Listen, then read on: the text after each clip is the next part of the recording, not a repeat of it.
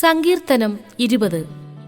യഹോവ കഷ്ടകാലത്തിൽ നിനക്ക് ഉത്തരമരുളുമാറാകട്ടെ. യാക്കോബിൻ ദൈവത്തിന്റെ നാമം നിന്നെ ഉയർത്തുമാറാകട്ടെ. അവൻ വിശുദ്ധ മന്ദിരത്തിൽ നിന്ന് നിനക്ക് സഹായം അയക്കുമാറാകട്ടെ.